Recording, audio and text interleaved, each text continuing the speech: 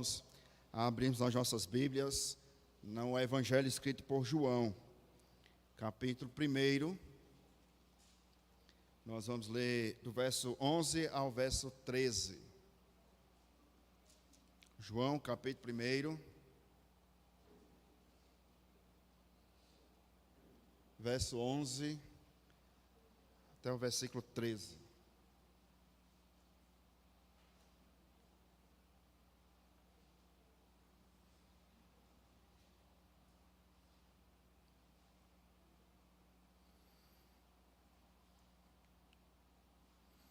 Evangelho escrito por João, capítulo 1, versículo 11 ao versículo 13. Todos acharam? Diz assim a palavra do Senhor: Veio para o que era seu, e os seus não o receberam, mas a todos quantos o receberam, deu-lhes o poder de serem feitos filhos de Deus, a saber, aos que creem no seu nome, os quais não nasceram do sangue, nem da vontade da carne, nem da vontade do homem, mas de Deus. Até aqui, leitura do texto. Convidar os irmãos a termos mais uma oração, pedindo que o Senhor nos ilumine nessa noite e possa trazer compreensão a esse estudo nessa noite. Convidar os irmãos a fechar os olhos, pedir ao presbítero Zé Carlos fazer uma oração ao Senhor.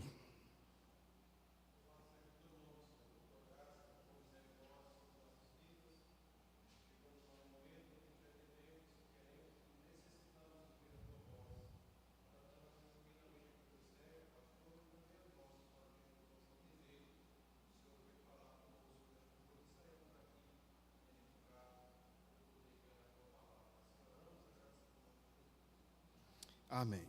Meus irmãos, nós estamos estudando a teologia da aliança, que é a teologia e é a doutrina que nós cremos e seguimos, inclusive nos nossos documentos de fé, e nós estamos estudando sobre o dispensacionalismo. Nós estudamos iniciamos semana passada, mas o tempo ficou curto. E aí eu propus aos irmãos, nós temos uma segunda parte, que é a sequência do estudo que nós iniciamos semana passada, sobre o dispensacionalismo e as suas implicações teológicas para os nossos dias. Eu queria recapitular com os irmãos de maneira breve e rápida aquilo que nós vimos semana passada, para que os irmãos que estavam semana passada possam relembrar e aqueles que não estavam possam de alguma maneira, em certa medida, tentar acompanhar, tentar compreender o que é a doutrina dispensacionalista. Pode passar aí, Gabriel. Pode passar mais uma. Os irmãos lembram que nós falamos sobre a origem dessa doutrina e nós tratamos sobre John Darby. E a ênfase da doutrina dispensacionalista é essa que nós estudamos. Que nós estudamos semana passada. Eu queria que os irmãos, dá para ver aí de trás, presbítero Valber, a irmã Inácia, está conseguindo enxergar? Tá, Joacil? Dá para ver, pronto. Vamos ler todos juntos? Qual é a ênfase da doutrina dispensacionalista?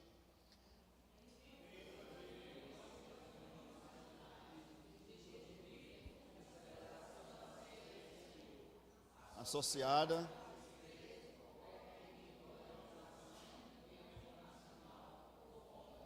Pronto, essa é a ênfase principal da doutrina dispensacionalista. Ela foi gerada por John Darby, que era membro de uma igreja local, e por alguma questão que aconteceu naquela igreja local, ele se entristeceu, se decepcionou, juntamente com alguns irmãos daquela igreja local, eles começaram a se reunir semanalmente de casa em casa. E essas reuniões eram feitas através de estudos bíblicos. E ele, apesar de não ser ministro ordenado, mas ele realizava a ceia do Senhor nessas reuniões domésticas. É tanto, meus irmãos, a implicação para os nossos dias, que nós vimos semana passada, igrejas pentecostais, neopentecostais e algumas igrejas reformadas, elas seguem a doutrina dispensacionalista. É tanto que se os irmãos forem visitarem ou já foram visitar uma igreja pentecostal, no culto de Santa Ceia, não é tanto o ministro ou o pastor quem celebra a ceia. Se o pastor estiver ausente daquela igreja, qualquer presbítero pode ministrar a ceia naquele culto. É nessas igrejas de doutrina dispensacionalistas.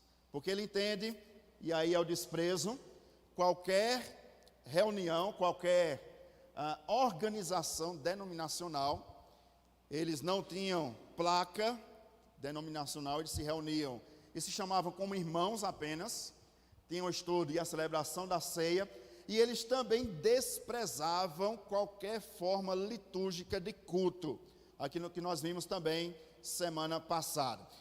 Eles afirmavam e afirmam nos nossos dias que a letra mata.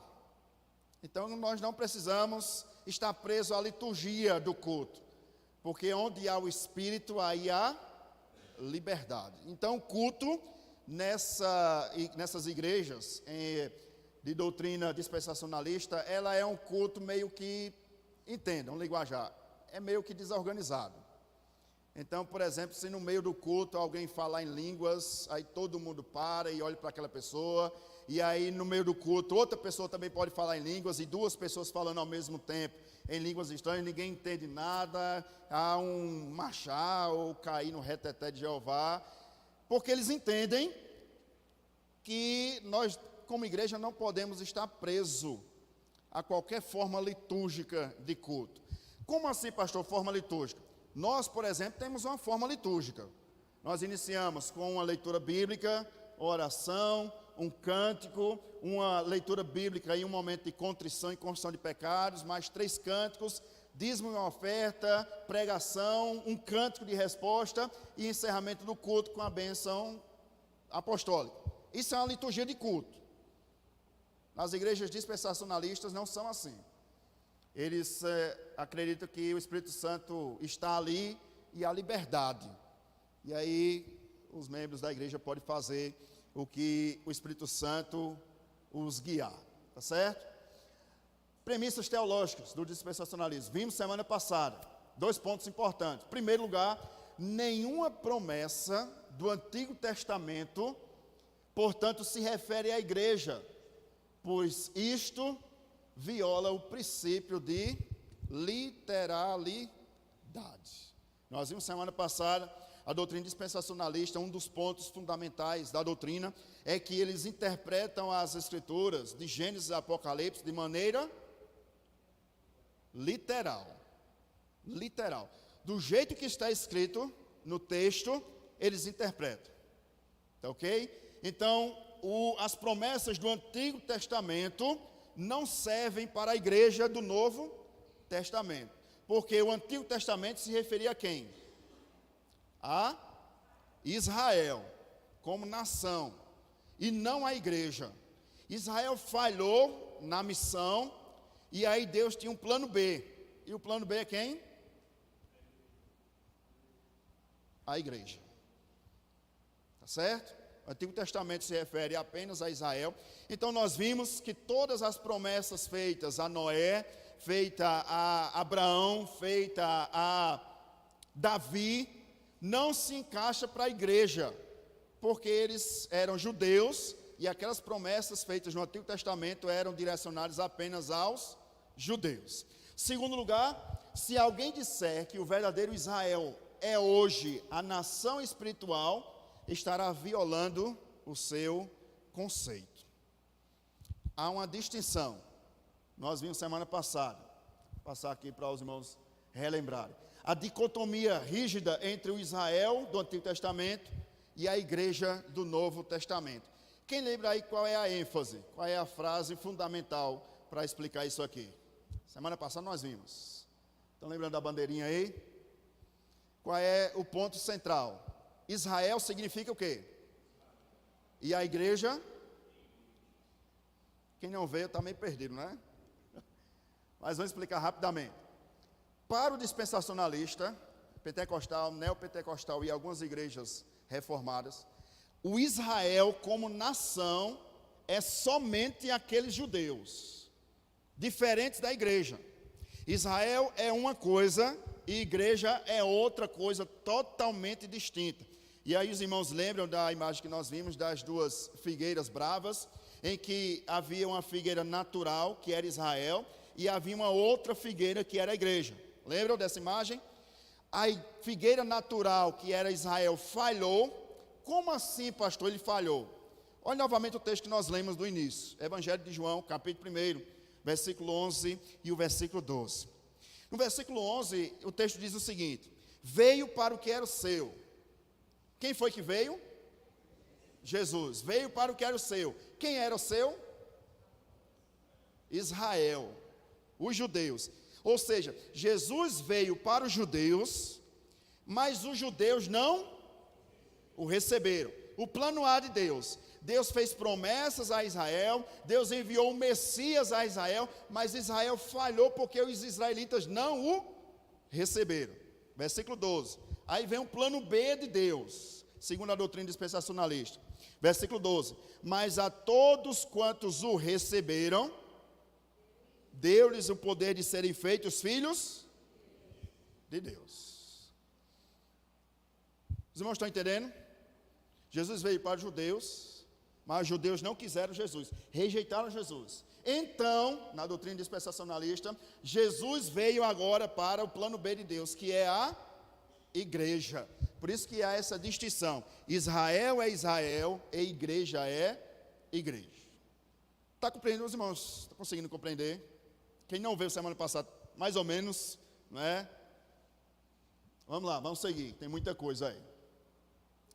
A teoria de que o período da igreja, e aqui nós já entramos na aula de hoje, tá certo? Vamos continuar o que nós vimos semana passada, já entrando na aula de hoje. A igreja, o período da igreja é um parênteses imprevisto. Se é imprevisto, isso significa que não é programado. Aconteceu um imprevisto. É algo que você não estava esperando. Estão entendendo aqui? Então, para a doutrina dispensacionalista, a igreja é um imprevisto do plano de Deus, o plano primeiro de Deus. A teoria de que o período da igreja, esse período que nós estamos hoje, com a vinda do Messias, com a rejeição dos israelitas, dos judeus, e com a igreja do Senhor, o novo povo, o novo Israel, é um parênteses imprevisto no programa judaico profetizado no Antigo Testamento. Ou seja, o Antigo Testamento tinha um programa. Qual era o programa do Antigo Testamento? Deus fazia alianças com o seu povo, com Israel. Mas Israel falhou nas alianças de Deus. Nós vamos ver isso hoje, querendo Deus. Tá certo? O povo de Israel falhou nas alianças. Então o que Deus fez? Já que vocês não me querem, lembra que eu trouxe o exemplo do microfone? Que fizemos uma distinção. O microfone era Israel e esse outro microfone era a igreja. Israel não quis Deus, então Deus tinha um plano B, uma carta na manga. E aí é justamente um imprevisto. Qual era a carta na manga de Deus? A igreja. Logo, para a doutrina dispensacionalista, a igreja é um parêntese, é um imprevisto. É como se Deus, e os irmãos vão lembrar muito disso na prática, é como se Deus fizesse plano, mas no meio do trajeto, aquele plano não desse certo. E aí Deus teria que fazer um outro plano, que seria a igreja. Profetizado no Antigo Testamento. Perceba o que diz, e eu que marquei aqui para deixar isso enfatizado. Tais ideias, ou seja, de que a igreja seria um imprevisto, tais ideias levaram necessariamente os dispensacionalistas a concluir que a era ou o período da igreja, que é o atual, não foi previsto no Antigo Testamento. E se foi inserido no programa divino devido à rejeição do Messias pelos judeus. É como se você fizesse planos. Eu vou para o centro hoje, e aí você fica na parada do ônibus, mas o ônibus demora a passar. Aí você perde a paciência e não espera mais o ônibus, e aí pede um Uber. É um imprevisto, é um plano B. Os irmãos estão entendendo a ideia dispensacionalista em relação à soberania de Deus, que não existe. Deus não é soberano para a doutrina dispensacionalista. Quer ver um exemplo na prática? Está o culto, o ministro, o pastor, o presbítero encerra a pregação, e aí ao final do culto tem o apelo. Lembra do apelo? Se porventura há alguém no nosso meio, e aí chama alguém para tocar um fundo musical, diminui a luz. Porventura, se alguém no nosso meio deseja ou foi tocado pela palavra do Senhor e deseja aceitar a Cristo como Senhor e Salvador da sua vida, faz o quê? Olha aí. Misericórdia. Levanta a mão, vem aqui para frente, para aceitar Jesus como seu Senhor e como seu dispensacionalista.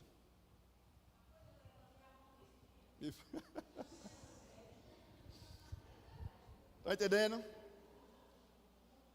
E aí na prática, vamos lá. Vamos supor que João aceitou a Jesus nesse culto. Fez discipulado. Quanto faz, né? Porque no outro domingo, não, venha para cá, vamos batizar, porque nós precisamos de número. Se converteu 10 almas, ganhei 10 almas para Jesus. Já ouviu isso? Passado o tempo, aquele João que tinha aceitado a Jesus, levantado a mão, feito a oração do pecador, passado 5 meses, 1 ano, 2 anos depois, João se desvia. No que eles acreditam que João perdeu a salvação.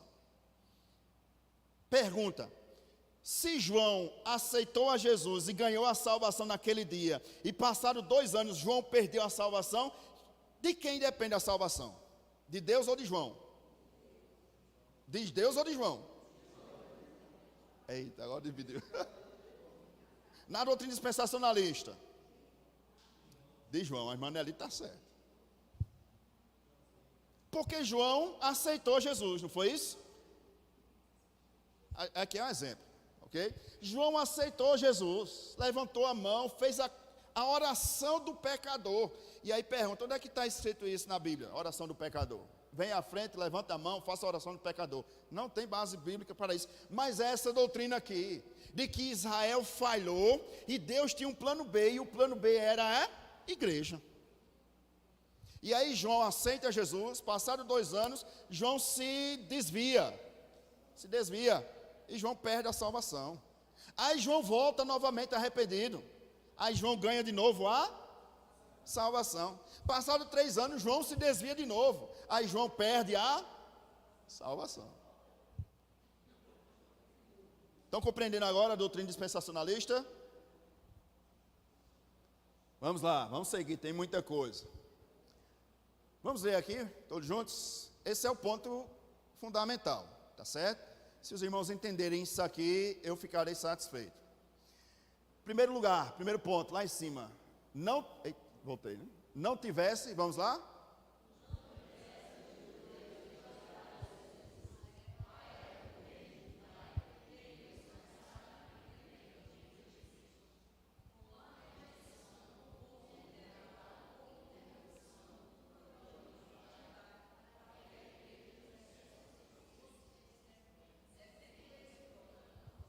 Ser retomado logo após ou seja,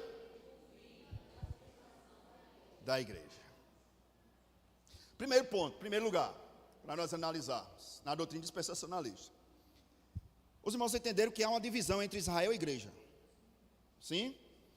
Israel ficou no passado, e a igreja é a igreja do Novo Testamento. Há uns irmãos que vieram semana passada. Quando começou a era da igreja? Atos capítulo 2. Não, a ressurreição não. Atos capítulo 2. que é justamente o derramar do quem? Do Espírito Santo, sobre a... Olha, bonito, né? Atos capítulo 2, começou a era da igreja. Por que começou a era da igreja? Porque Israel havia rejeitado. Atos capítulo 2 começou a era da igreja. Aí existe esse ponto primeiro ali, ó. Se não tivesse os judeus rejeitado a Jesus, o que aconteceria com a igreja?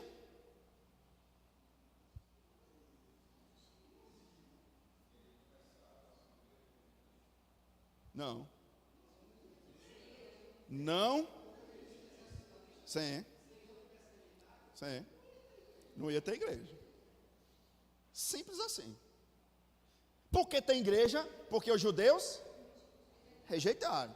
Se os judeus não tivessem, imagine, se os judeus tivessem crido em Cristo como o Filho unigênito do Pai, tivessem se arrependido dos seus pecados e tivessem seguido a Cristo, o plano de Deus estaria cumprido. Logo não teria necessidade do plano B. E aí você e eu estaríamos ainda nas trevas. A não ser que você tenha sangue judeu. Alguém tem sangue judeu aqui? Não? Não? Algum descendente? Não? Gabriel? Não, mas tem que ser puro sangue. Aí você já não é puro sangue. Você é brasileiro, já era. Já era, Gabriel. Nem o plano A para você servir. Os irmãos estão entendendo? Segundo lugar, com a rejeição, houve um intervalo de tempo. É justamente onde a igreja entra nesse intervalo de tempo. Após o intervalo de tempo começou em Atos 2 e vai terminar quando? Quem lembra aí que nós vimos semana passada?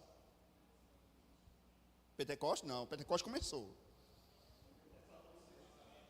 1 Tessalonicenses, capítulo 4. A gente vai ver no estudo esse texto, tá certo? Para quem não estava, a era da igreja começou em Atos 2, no derramamento do Espírito Santo, e a era da igreja vai terminar em 1 Tessalonicenses, capítulo 4, com o arrebatamento de quem? Da igreja ou de Israel? Da igreja. Segundo a doutrina dispensacionalista, a igreja vai ser arrebatada secretamente. A gente vai ver isso. Um pouquinho mais de calma. Estou adiantando aos irmãos. Doutrina dispensacionalista afirma que a igreja vai ser arrebatada. E o que vai acontecer com os judeus?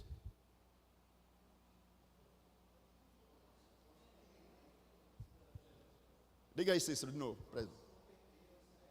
Os judeus vão se converter a Cristo Jesus, mas eles vão ficar onde? A igreja vai estar arrebatada. Entendido aqui, né? Invisivelmente, secretamente. A gente vai ver o texto. A igreja vai ser arrebatada, os judeus vão se converter a Cristo, porque vai terminar a era da igreja, o intervalo, o plano B de Deus vai terminar com o arrebatamento da igreja, e aí volta novamente o plano A, que é os judeus. Os judeus serão convertidos, e eles vão ficar onde?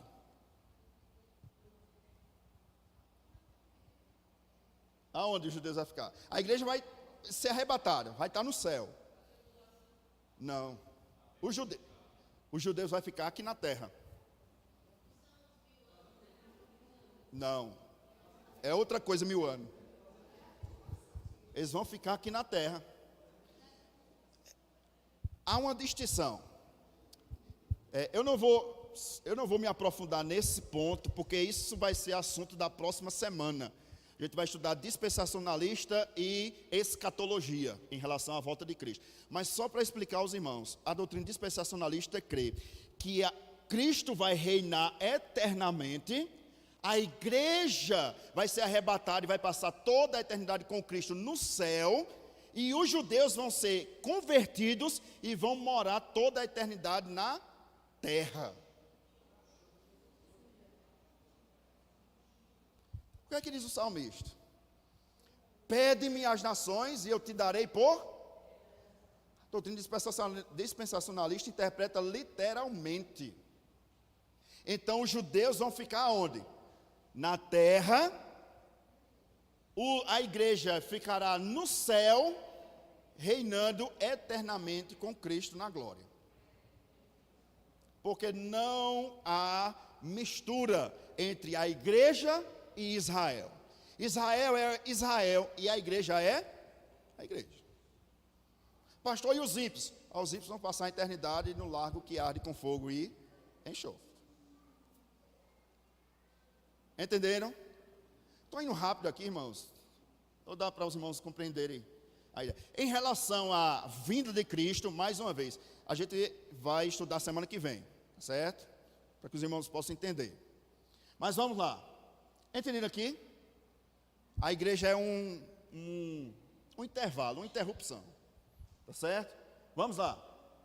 A divisão de todo, e aqui é o ponto principal, dessa doutrina. A divisão de todo o programa de Deus para a humanidade em 7 dispensações.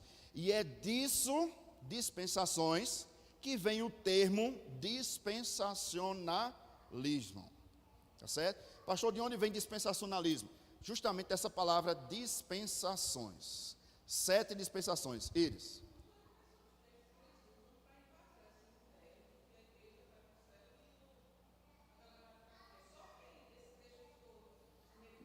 Não.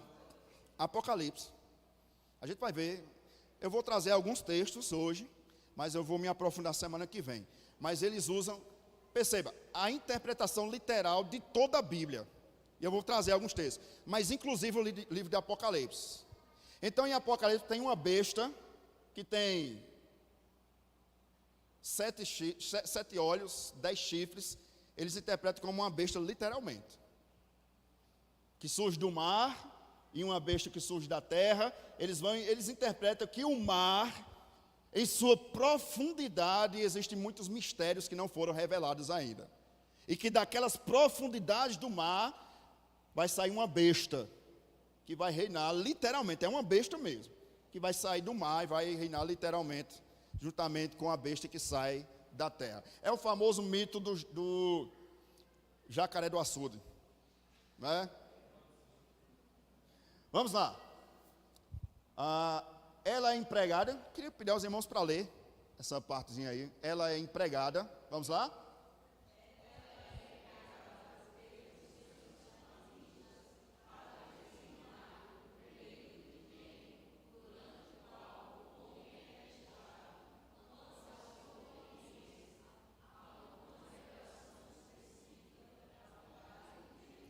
Segundo a própria definição de Scofield.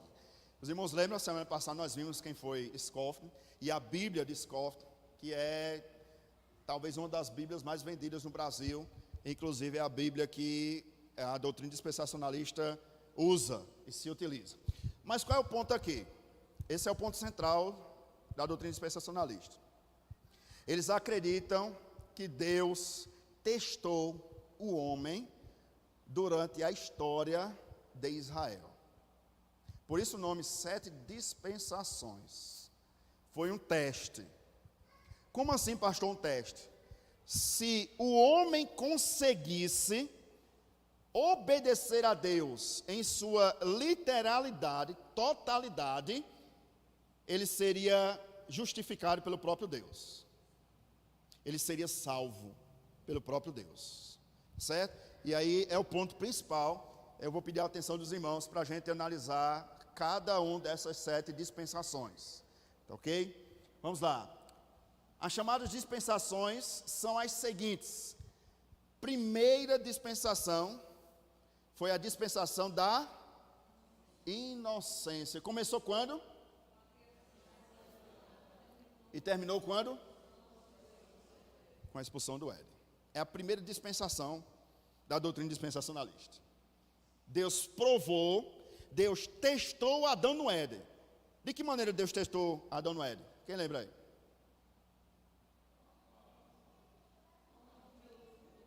Com a árvore, e não comeu fruto. Deus estava testando Adão. Por isso que é a primeira dispensação. da inocência. No dia em que dela comerdes, certamente morrerás. Adão fez o quê? Comeu. Então, o teste de Deus para Adão foi Adão foi reprovado.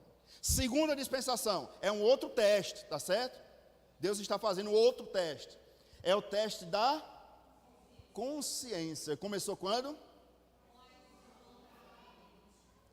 Consciência do bem e do mal, uma vez que Adão e Eva já tinham provado o fruto e já sabia a distinção entre o bem e o mal. Começou depois da expulsão e terminou quando? Com o dilúvio. Lembra que no dilúvio Deus mandou o quê? Água. Era o juiz de Deus. Por quê? Porque na segunda dispensação da consciência, agora o homem já sabia diferenciar entre o bem e o mal. Deus vai lá e prova ele novamente. De Gênesis capítulo 4, vem o primeiro homicídio. Até Gênesis capítulo 6, nós temos lá o dilúvio. Era a segunda dispensação. Deus estava provando o homem. Isso quer dizer o seguinte, que se o homem tivesse obedecido a Deus, mesmo depois da queda, o homem teria sido salvo. Tranquilo até aqui? Terceira dispensação.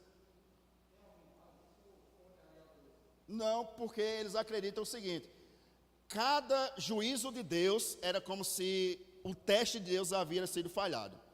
E aí começou primeiro no jardim.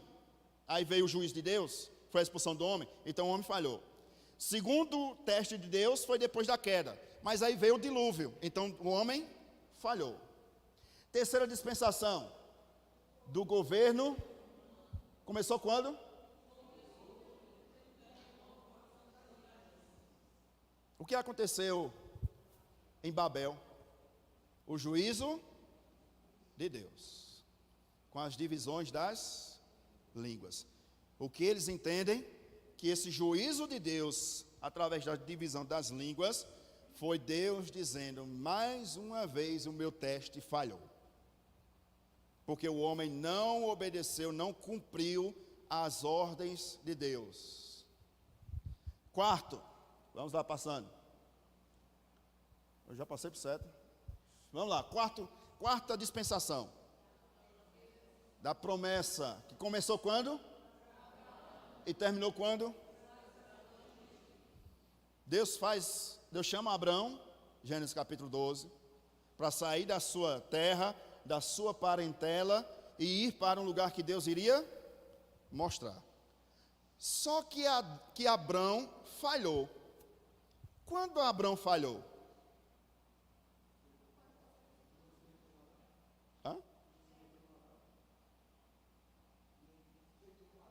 Se deitou com Ará? Não. Quando Abraão mentiu. Lembra que Faraó botou nos olhos na mulher dele? Ele disse: é minha irmã. Olha, meu. E era, mas não era só irmã, né? Não era só irmã. Então ali, mais uma vez, o teste de Deus para Abraão agora tinha sido reprovado. Aí vem quinta dispensação da lei. Começa quando?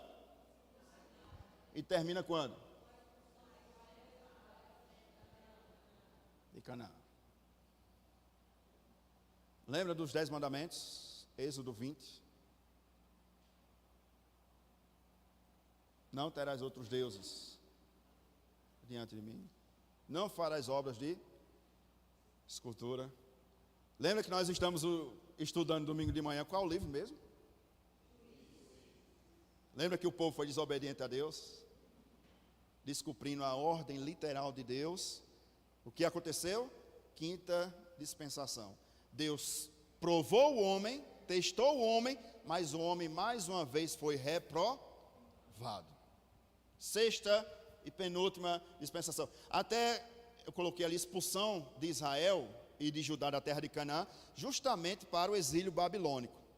Porque os dispensacionalistas acreditam que o exílio babilônico foi o juízo de Deus por causa do teste reprovado do homem, que Deus fez ao homem. Sexta dispensação, que é qual?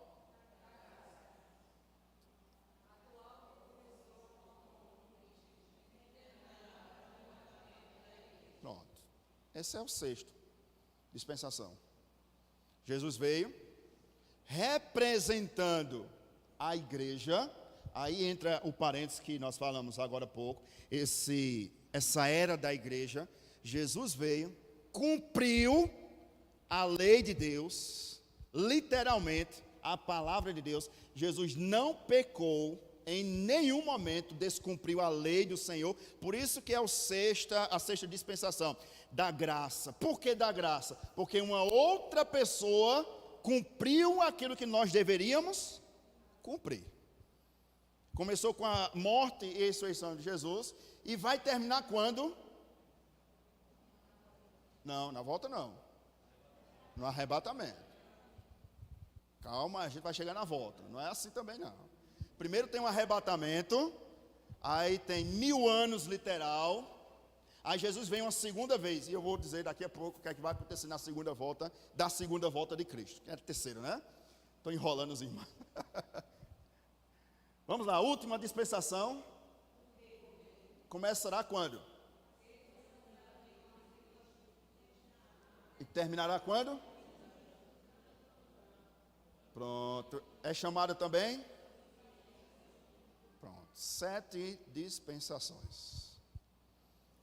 A sexta dispensação, que é a da graça, eles afirmam que foi a única dispensação em que o homem cumpriu toda a lei de Deus.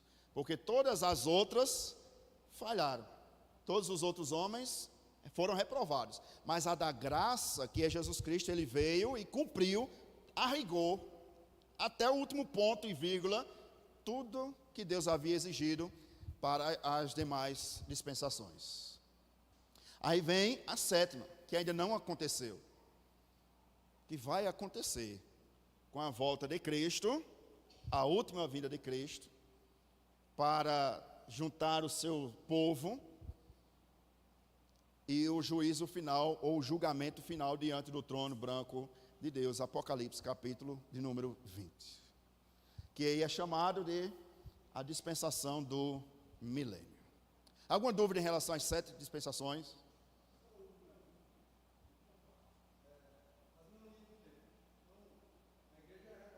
Sim, isso. Vamos lá. Jesus volta nos ares, nos céus. A igreja é arrebatada secretamente e vai encontrar Cristo nos céus. Cristo, com a igreja arrebatada, volta para o paraíso, o céu, e os judeus ficam aqui na terra durante 1000 anos. Nesses 1000 anos, segundo a doutrina dispensacionalista, não somente os judeus, mas os gentios que não aceitaram a Jesus vão ter 1000 anos para se arrepender. E quando Jesus vier, depois de 1000 anos, virá uma outra vez, e aí Jesus vai pisar na terra. Aí vai ser a segunda chance para quem ficou durante esses 1000 anos. Está vendo que a gente precisa dividir? Semana que vem a gente vai tratar sobre isso. Porque senão a gente ia aqui 10 horas da noite. Tá certo? É uma repescagem. Mas semana que vem a gente trata sobre isso. Tá certo? Eu sei que isso ia gerar muitas dúvidas nos irmãos. Sétimo, vamos lá. O que é que diz esse autor desse livro aí? E perceba, mais uma vez, antes dos irmãos lerem. Nós estamos tratando sobre o dispensacionalismo clássico. Somente sobre o dispensacionalismo clássico. Pastor, como assim dispensacionalismo clássico? Para quem não veio semana que vem. Existem outras ramificações do dispensacionalismo.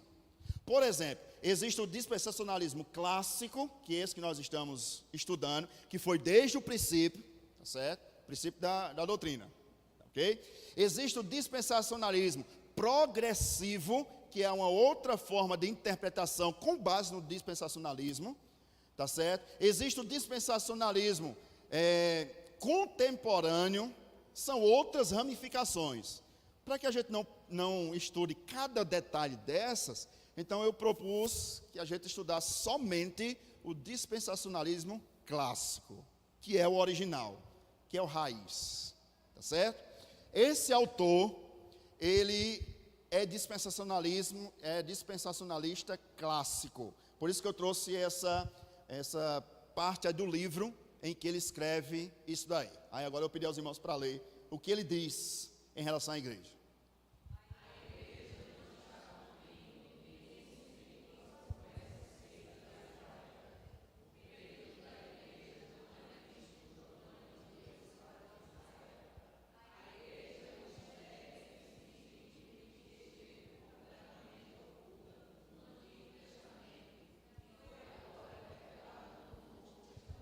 Então os irmãos percebem que eu não estou falando aqui porque alguém disse ou que eu fui no Google pesquisar. É o que eles afirmam. Tá certo? Eu tirei essa partezinha aí desse livro para trazer aos irmãos qual é o pensamento deles em relação à igreja. Provavelmente, membros de igrejas dispensacionalistas não sabem nem isso. Estão lá, são membros de lá, mas desconhecem a doutrina dispensacionalista.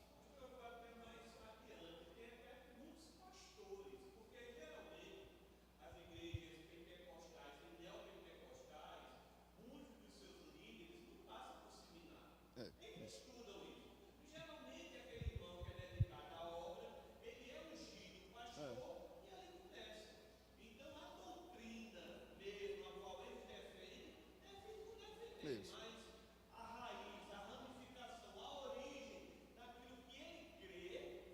Não conhece.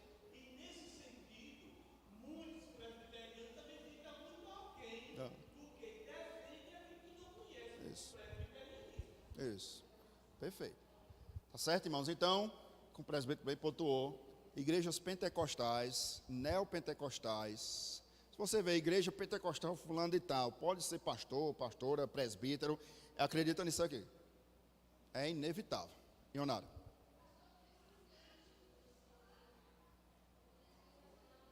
Sim.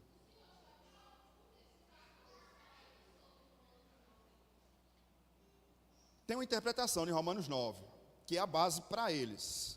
Eles interpretam de que quando Paulo faz a pergunta, são porventura todos judeus? Eles interpretam que Paulo está dizendo ali em relação não ao judeu de nação, mas ao judeu de igreja. Porque a igreja não substituiu os judeus? Israel? A igreja substituiu Israel. Então, não somente capítulo 9, mas Romanos 9, 10 e 11, que vai tratar sobre a doutrina da eleição, eles acreditam que Paulo está falando em relação à igreja e não ao Israel de sangue. O que é que eles dizem? Que Paulo está dizendo o seguinte: o plano A de Deus, que era a igreja, foi rejeitado por Deus. E aí o plano B, que é a igreja, o plano A é Israel, o plano B, que é a igreja, foi aceito por Deus. E aí Paulo exorta no capítulo 9 de Romanos, 9, 10 e 11, para que a igreja não fique orgulhosa. Porque assim como Deus, Paulo diz o seguinte, assim como Deus rejeitou a oliveira natural, a Israel de sangue, Deus também pode rejeitar a oliveira brava, que é a igreja. Entendeu?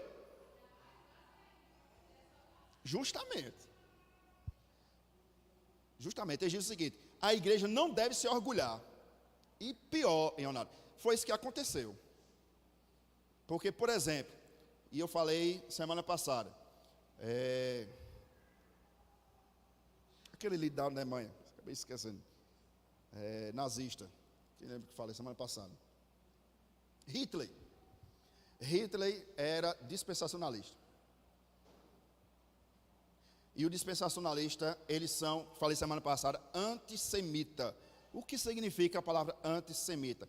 Contrário aos judeus. Então, os dispensacionalistas detestam os judeus.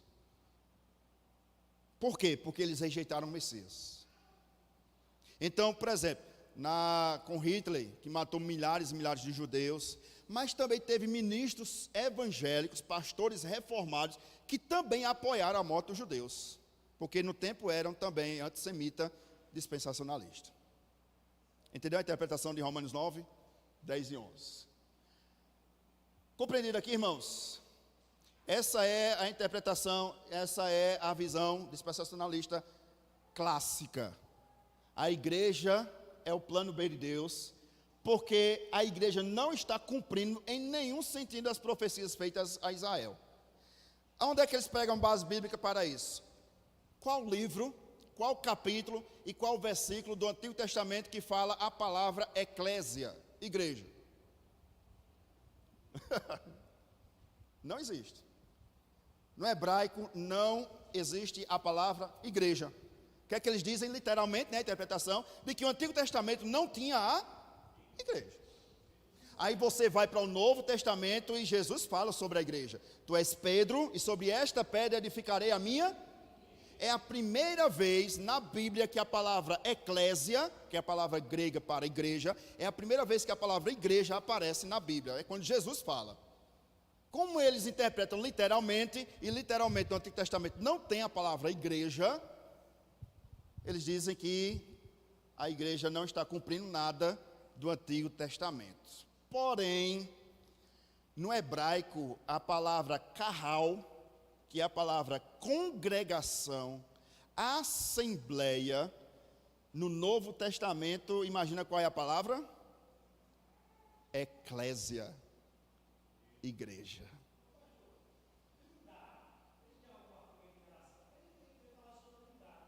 Sim, Trindade só no Novo. Não. Por isso, não, eles acreditam que tem para Israel. Não, existe para Israel. A igreja é Cristo. De quem? Nínive. Era o chamado de Deus para Israel fazer missões. A gente vai responder isso daqui a pouco. Tem um texto aí para a gente responder isso daí, tá certo? Mas basicamente é isso. A irmã Cleide, antes que eu perca aqui o raciocínio, tem 5 minutos para terminar a aula aqui. Sim. Certo, o que é que diz?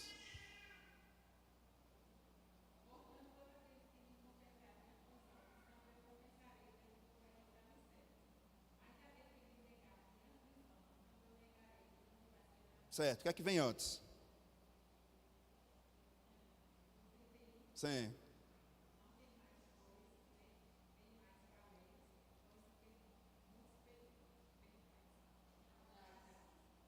Lê novamente. Versículo 31. Sim. Pardais. A resposta está no 31. Aquele que me confessar diante dos homens, eu confessarei diante do meu Pai que está nos céus. Qual era o contexto que está por trás disso? Nesse contexto, nesse tempo, ser seguidor de Jesus Cristo era assinar um atestado de óbito. Porque havia perseguição, você era preso, você era torturado, seus filhos eram mortos, sua casa era saqueada, você era expulsa da sua família por causa de Jesus Cristo. O que estava acontecendo? Que muitas pessoas estavam, eu sigo a Jesus, mas eu sou 007.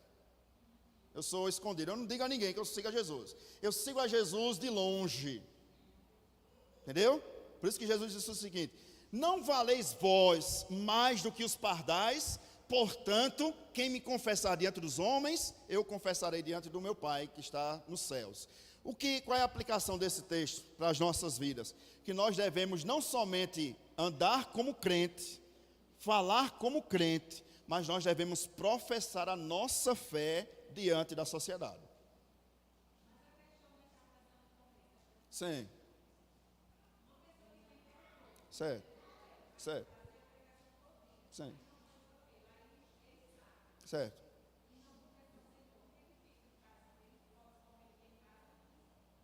A salvação é individual.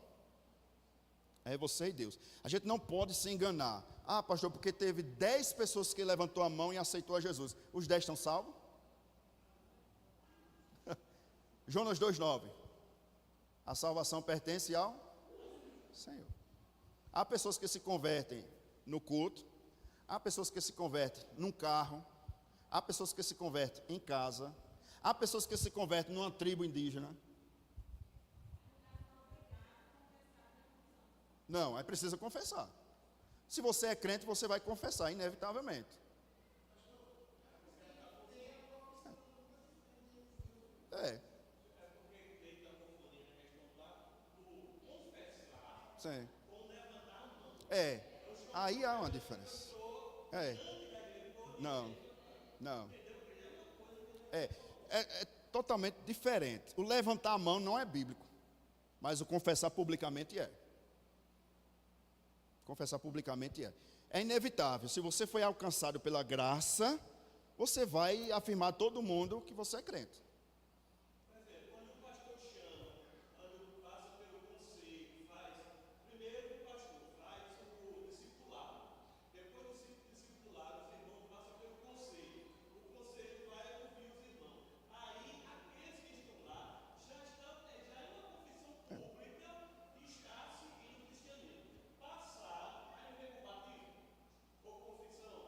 Profissão de fé. Isso. É. E aí não somente dentro da igreja. Que a gente está estudando Efésios, Paulo não disse que nós devemos viver de modo digno da vocação que nós somos chamados. Quando você confessa somente com a boca, com as suas atitudes. Então no trabalho, você já não é mais aquela pessoa de outrora.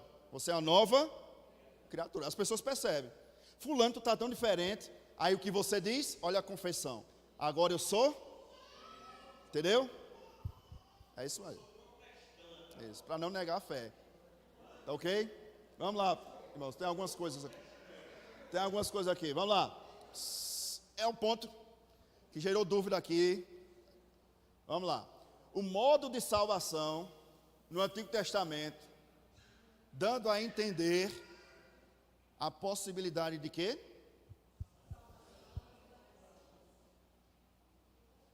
Uma pessoa. Como isso se dá? A doutrina dispensacionalista. Lembra que Antigo Testamento, Israel. Nós vimos as 7 dispensações. Nas 7 dispensações, os homens falharam. A pergunta é, se os homens tivessem acertado, vamos supor que Davi tivesse sido aprovado na prova. Ele teria sido salvo, sim ou não? Sim ou não? Por que não e por que sim? Vamos lá.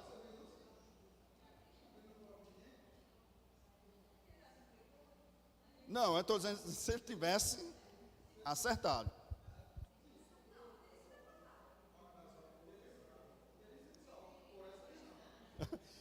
Pela doutrina dispensacionalista, teria sido salvo. Não. Ele não acertou? Ele não teria acertado?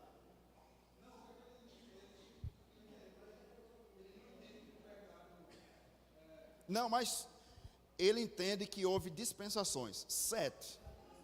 Cada dispensação era um teste. Eu vou testar a irmã Inácia, por exemplo. A irmã Inácia está sendo testada por Deus. Vou botar ela na prova. Vamos ver se ela é crente de verdade. Se ela passar na prova, ela está salva. Entenderam a pergunta? O exemplo aqui? Dessa maneira, e aí eu vou pontuar o ponto que surgiu dúvida em alguns irmãos aqui em nossa igreja. Quando eu falei sobre isso. Se a irmã Inácia passar no teste, ela está aprovada. Então, se a irmã Inácia passou no teste, está aprovada, então ela está salva. Na doutrina dispensacionalista. Os irmãos entenderam? Porque houve 7 dispensações? Porque todas as primeiras foram reprovadas. Se Noé tivesse acertado, teria sido salvo, não teria mais dispensações, porque Noé acertou. Se Moisés tivesse cumprido os 10 mandamentos, teria sido salvo. Aqui surge a divisão. Que eu falei domingo pela manhã, só para não perder o pensamento aqui. Que eu falei domingo de manhã. Lembra que eu falei domingo de manhã que o período do Antigo Testamento é o período de quê? Da lei. E o período do Novo Testamento é o período de quê? Da graça. Pergunta: como alguém é salvo? Como alguém é salvo? Pela graça em quem? Pela fé em quem? No Messias, em Cristo. Somos salvos pela graça. Se somos salvos pela graça, então como o povo do Antigo Testamento foram salvos? Ou não foi salvo ninguém?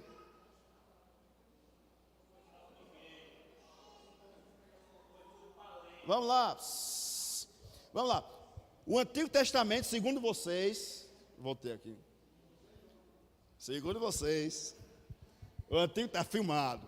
Segundo os irmãos entendem, o Antigo Testamento é o período da lei, certo? Como nós somos salvos? Pela lei ou pela graça? Logo, o Antigo Testamento não é o período só da lei, o período da lei e da graça. Por quê, pastor?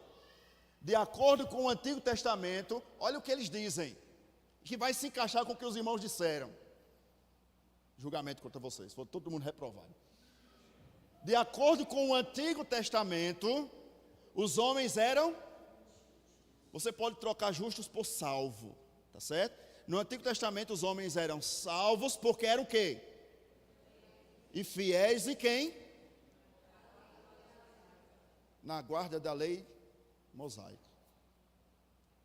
Por isso, essa ideia de que o Antigo Testamento é o tempo da lei. Olha de onde veio. Doutrina dispensacionalista. Os homens do Antigo Testamento, segundo eles, eram justos, ou seja, salvos, porque eram verdadeiros. Percebe que não há aqui fé no Messias, mas há fé na lei, no cumprimento da lei. Se eu cumpro a lei, eu sou salvo. Os homens eram, portanto, justos, por causa de quê? Suas próprias obras para com Deus. Olha a distinção. Ao passo em que o Novo Testamento é a obra de Deus para com os homens em resposta à fé. Qual é a ideia dispensacionalista? De que no Antigo Testamento só foram salvos aqueles que cumpriram a lei de Deus. Por isso, a ideia Antigo Testamento é o período da lei, como se a salvação fosse pela lei. E o Novo Testamento, os irmãos estão vendo aqui? O Novo Testamento é o período da graça. Por quê? Porque não é o homem que cumpre a lei, é Deus quem cumpre a lei em favor dos homens. O irmão lá atrás, primeiro, depois do ano. Passei 5 minutos, me ajuda.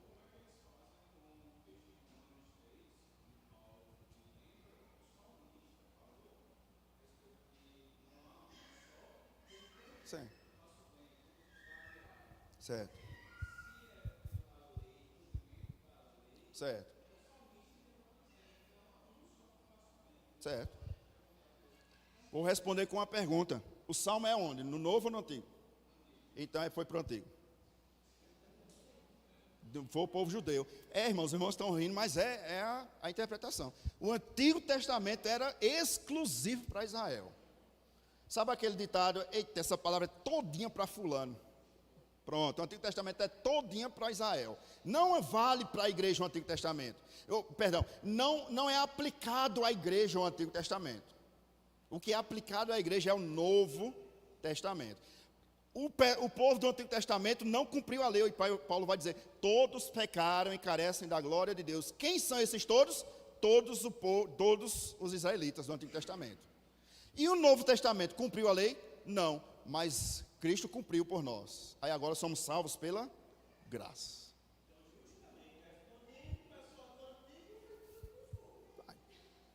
Os irmãos entenderam? Estão entendendo?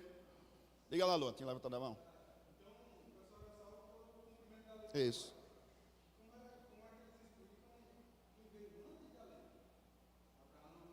Não, mas não tinha a dispensação?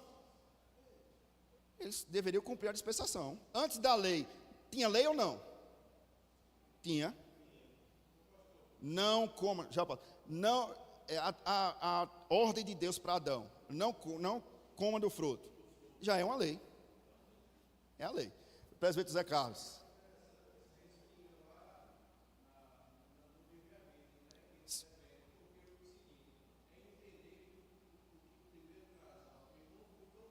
Isso. Isso. Perfeito.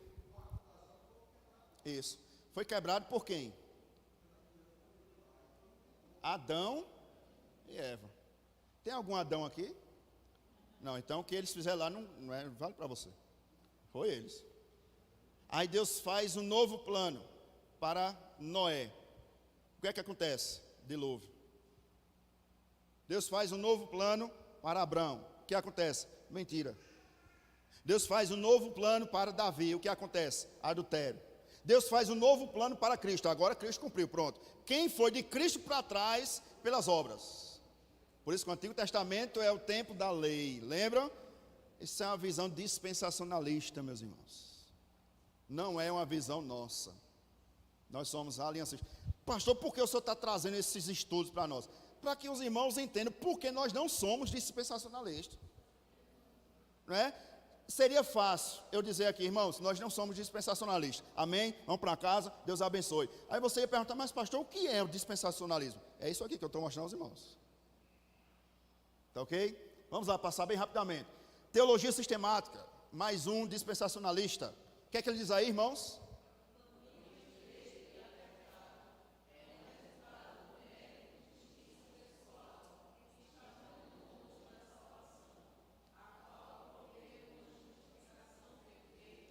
E eterna. Pronto. Lembra que Jesus disse? Entrai pelo caminho estreito. Largo é o caminho e espaçoso é a porta, que leva para onde? Aí qual é a interpretação dispensacionalista? Literalmente, você vai ter que fazer dieta. Vai entrar na porta estreita. É literalmente. Por isso que ele, não sou eu que estou dizendo. Não sou eu que estou dizendo, já passa, Léo. Não sou eu que estou dizendo, é esse teólogo. Ele diz isso nessa teologia sistemática. Ele é dispensacionalista. Dispensacionalista. O caminho estreito e apertado é o quê? Resultado. Consequência. Ok? Léo, bem rápido, Léo. Já passei ali do horário.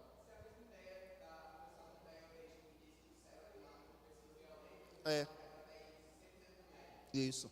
Você vai tomar o céu à força. Ou seja, literalmente, né, a interpretação é você que vai lutar para ser salvo. Aí vem, meus irmãos, levante a mão, aceita Jesus, vem aqui para frente, se santifique. Não beba, não fume, não corte o cabelo, não pinte a unha, não faça isso, não faça aquilo. Estão entendendo? A sua santificação depende de você não fazer isso, não fazer isso, não fazer isso. Por quê? Porque a porta é estreita. Varão. Vigia. E essa foto aí, você na praia, meu irmão. Minha irmã, vigia, minha irmã. Não pode beber vinho, que é pecado. Olha a porta. Meu lindo. Vamos lá. Agora é o final, tá certo? Vamos fazer algum exercício. Eu trouxe alguns textos e o que eles interpretam desses textos, tá certo? Eu ia pedir para alguns irmãos abrir, mas eu vou pedir. Vamos lá, bem rapidinho. Presbítero Cícero, primeiro ponto. Não, já tá ali mais ou menos. Mas o segundo texto, presbítero. Deixa para o terceiro. Espera aí. Vamos lá. 2 Timóteo 2,5. Procura apresentar-te a Deus de maneira aprovada, como obreiro aprovado que maneja bem a palavra da... Qual é a interpretação dispensacionalista sobre 2 Timóteo 2,5? Conforme a interpretação dispensacionalista, o que é manejar bem a palavra? Lê aí para mim. É estudar...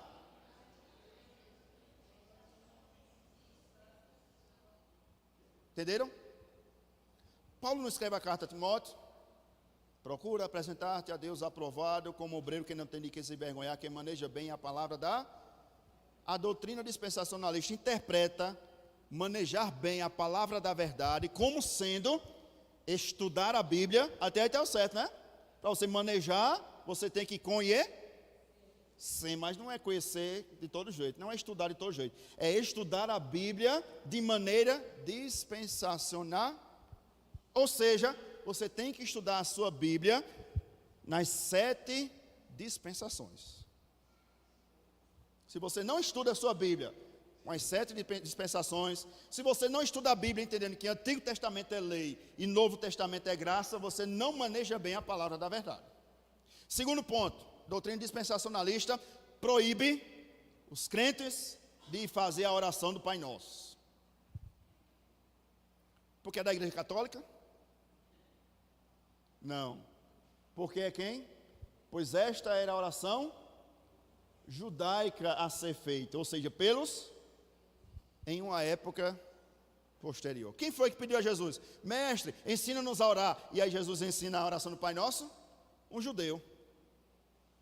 Então, o dispensacionalista diz, você não pode orar o Pai Nosso, porque a oração do Pai Nosso foi para os judeus. E você não é judeu, ou é? Não, né? 1 Tessalonicenses, mas aí é aplicado a eles. Presbítero Cícero, abra aí, 1 Tessalonicenses. Capítulo 4, verso 16 e 17. Aos irmãos que estão no grupo da igreja, esse slide foi um resumo daquele material que eu já enviei hoje, tá certo? Então, todo o material que a gente viu aqui nos slides estão lá naquele material que eu mandei no grupo da igreja, tá certo? É um PDF e tem algumas páginas lá, é bem mais detalhada do que o que a gente está vendo hoje aqui, tá certo? 1 Tessalonicenses 4, 16 e 17, presbítero.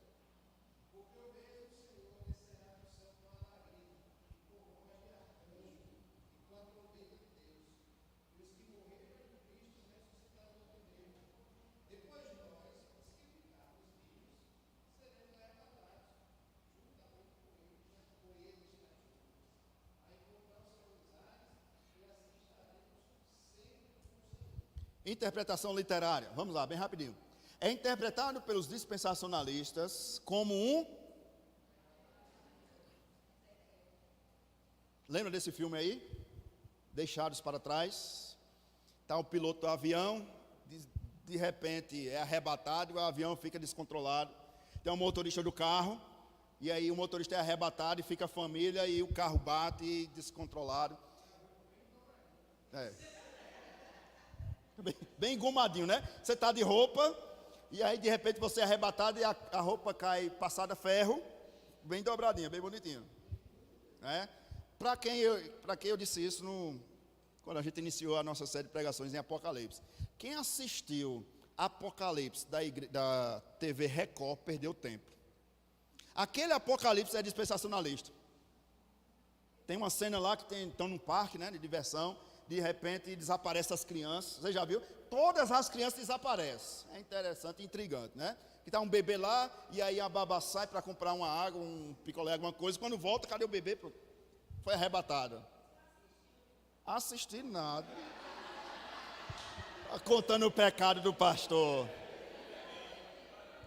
Mas eu tenho que assistir, eu tenho que ler, irmãos, esses livros para trazer conteúdo aos irmãos. Por isso que eu não indico a ninguém. Certo? Pronto. Como é que eu sabia tanto, né? Pode nem mentir. Eu não vi não, o pastor sabe tanto, né? Mas vamos lá. Os irmãos entenderam? Aí o que é que acontece das igrejas pentecostais, né? Pentecostais, da doutrina dispensacionalista? Eles acreditam que a qualquer momento, no meio do culto aqui, alguém pode ser arrebatado. Então, por exemplo, a gente está aqui reunido hoje, aí vamos supor, na igreja dispensacionalista, nós estamos aqui, e de repente, num piscar de olhos, Dudu é arrebatado. E está olhando do lado, cadê Dudu? Foi arrebatado. Tá certo? Estou dando um exemplo. Tito, do nada, some. Entendeu? Veja como isso é questão doutrinária. A doutrina dispensacionalista, ela proíbe os homens de jogar bola.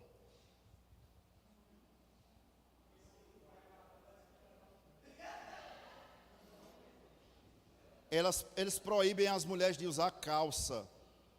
Por quê? A vossa santifica. Porque é pecado uma mulher usar uma calça de homem. Uma calça normal, jeans. A interpretação deles. Tá certo? Vamos lá. Eita, voltei. Vamos lá. Apocalipse 7:4. Pedi ao presbítero Carlos para ler esse texto, porque ele fez essa pergunta aí. E eu trouxe hoje para responder a pergunta que ele fez. E o outro, o presbítero Zé Carlos. Apocalipse 13, versículo 16 ao 18. Estou já chegando no final, tá, irmãos? Capítulo 7, versículo 4 de Apocalipse. Então ouvi o número dos que foram selados, que era 144.000, de todas as tribos dos filhos de Israel. 144. Como eles interpretam 144 mil de maneira literal? Quem seria? Lembra que eu falei aqui que a igreja vai ser, na interpretação deles, a igreja vai ser arrebatada, vai passar 1000 anos com Jesus no céu, e os judeus vão ficar na terra, para segunda oportunidade, segunda chance, quando Jesus vier buscar novamente.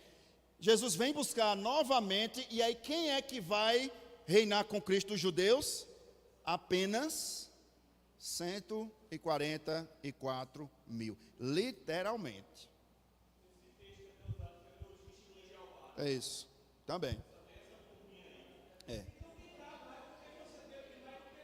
Tem. Pois é. Mas os irmãos estão entendendo? É a interpretação literária de toda a Bíblia. Se a Bíblia diz que é 154, serão 154. Não passa nenhum mais. Também não vai nenhum a menos.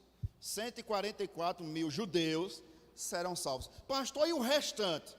Aí, juízo final, largo de fogo e enxofre. Segundo texto, presbítero Zé Carlos. Apocalipse 13, versículo 16 ao versículo 18.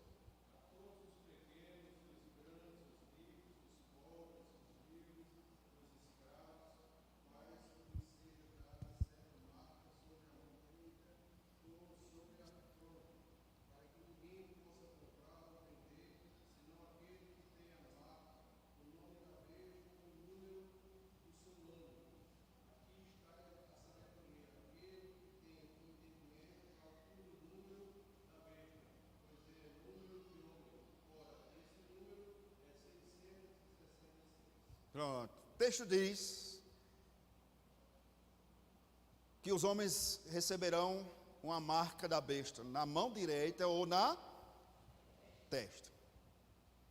Alguém já disse, pastor, esse corta aí na sua testa. Isso foi uma marca. Foi não, irmãos. Eu caí, certo? Bati a testa no meu fio. Qual é a interpretação deles, dispensacionalista? Que essa marca será literalmente um chip. Já ouviu falar? E esse chip vai ser colocado na mão direita ou e você só vai poder comprar e vender se você passar no bip do supermercado, no caixa, e colocar a sua mãozinha direita lá. Aí ele vai bipar a sua mão e vai aparecer seus dados, todos, dados bancários. Onde foi que você viu isso? Apocalipse, Rede Record. Né? Doutrina dispensacionalista. Eles acreditam literalmente que vai ser um chip. E se você acredita, pastor, vai ser um chip, eu digo a você, minha irmã, você é dispensacionalista. Você está interpretando Apocalipse literalmente. Diga lá isso.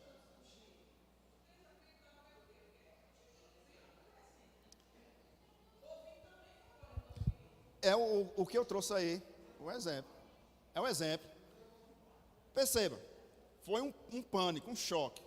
Vacina contra a Covid. Eu não estou, mais uma vez, não estou dizendo quem tomou vacina está certo, quem não tomou está errado. Eu não estou dizendo isso. Eu estou trazendo a interpretação dispensacionalista.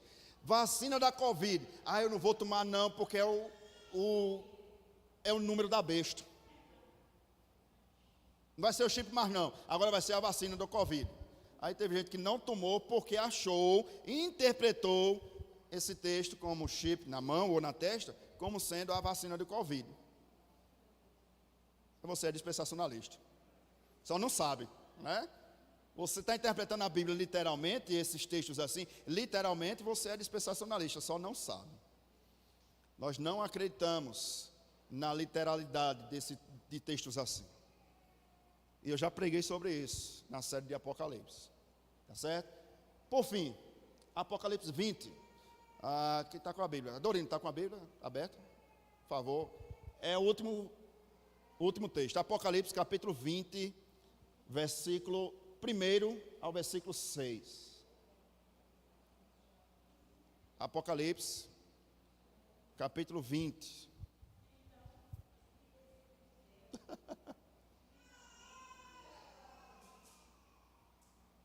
Chorando.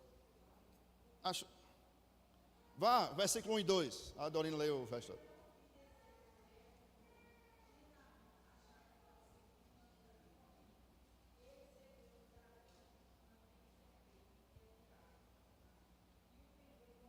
Por 1000 anos. É literalmente. A Dorina leu o resto, mas deixa eu só explicar. Eles interpretam esse texto como literalmente. Se um anjo viesse com um chaveiro e literalmente pegasse Satanás e prendesse Satanás, como se Satanás estivesse preso. Está preso, está amarrado. Já ouviu? Está amarrado. Então, está preso, literalmente, durante 1000 anos. O que é que vai acontecer? Adorino, lê o restante aí, por favor. Sim.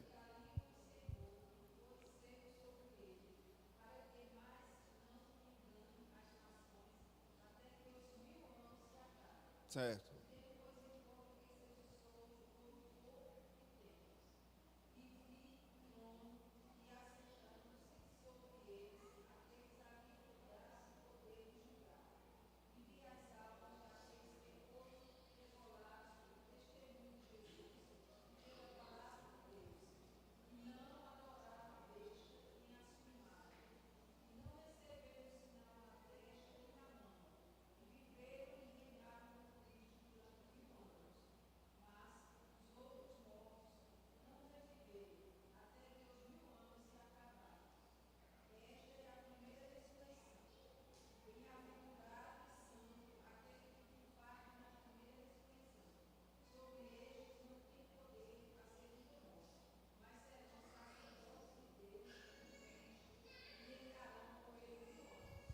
Literalmente, 1000 anos. Não tem para onde correr.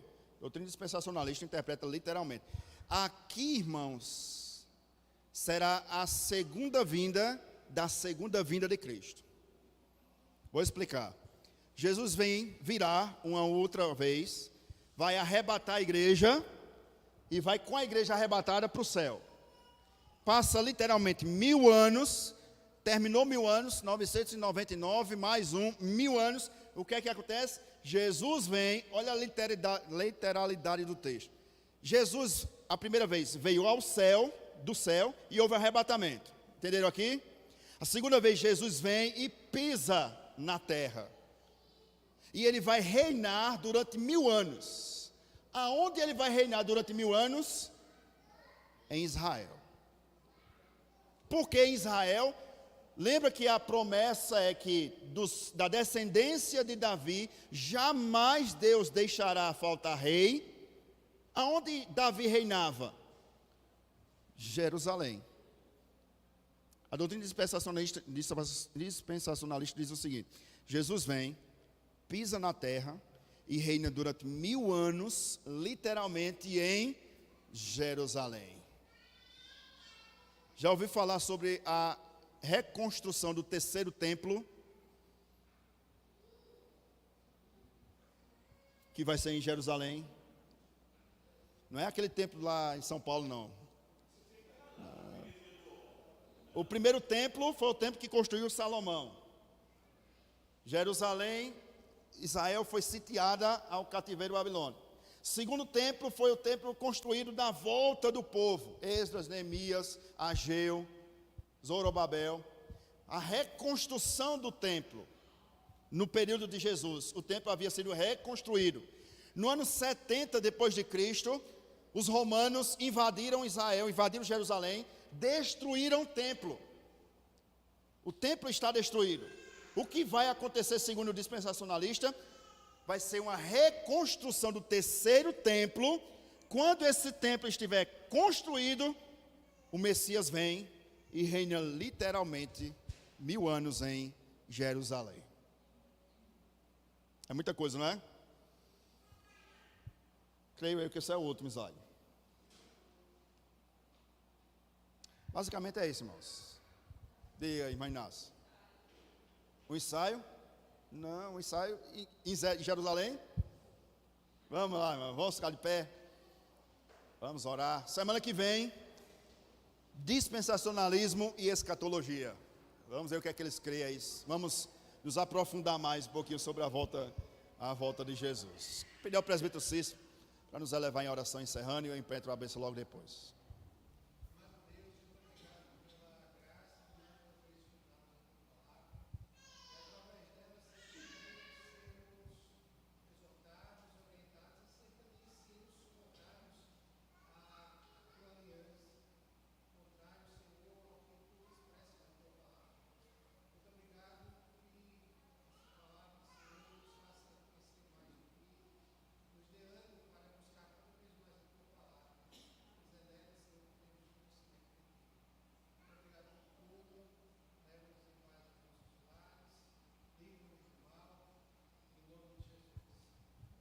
Amém. Que a graça e a paz do nosso Senhor e Salvador Jesus Cristo, e o grande amor de Deus e as doces consolações do Espírito Santo repousam, ó Pai, sobre o teu povo que aqui se reúne nessa noite, bem como se encontra espalhado por toda a face da terra, desde agora e para todo sempre.